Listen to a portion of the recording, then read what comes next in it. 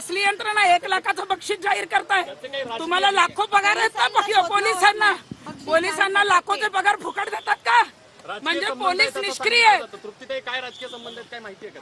मला वाटतंय की राजकीय संबंध याच्यात कुणाचे आहेत का मला माहित नाही, पण राजकीय दबावामुळे अनेक प्रकरणं दाबली गेली आहेत. वाल्मिक कराडचं जे प्रकरण आहे संतोष देशमुखांचं, त्या प्रकरणापासून ते आतापर्यंत सगळे आवाज उठवतात, घेत नाही. आरोपीला अटक होत नाही, आरोपी स्वतः सरेंडर होतात. गाडे सरेंडर होण्याची वाट बघताय का तुम्ही?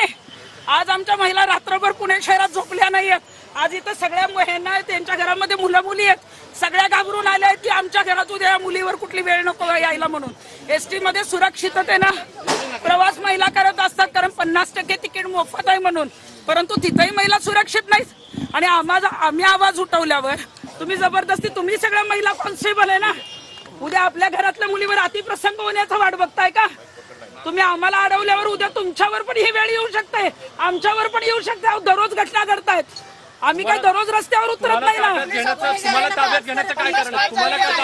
नाही, आम्ही आवाज उठवला म्हणून ताब्यात घेतला असेल कदाचित, किंवा मंत्र्यांची सुरक्षा त्यांना फार महत्वाची असेल. आता मंत्री जे योगेश कदम आहेत त्यांना जनतेने निवडून दिलंय. लोकशाहीमध्ये जाब विचारण्याचा आम्हाला अधिकार आहे. त्यामुळे गाडी थांबवून जर आम्ही त्यांना जाब विचारलं होतो तर आम्हाला विचारू द्यायचा. आम्हाला जबरदस्ती डीसीपी, ऍडिशनल सीपी, हे जे काही कॉन्स्टेबल आहेत हे जबरदस्ती ओढून आणतात. असंच ओढून त्या आरोपीला आणा ना. आरोपीला अटक करता येत नसेल ना तर आमच्या ताब्यात द्या, आम्ही काय तो निकाल करू. पूर्णपणे पोलिसांचं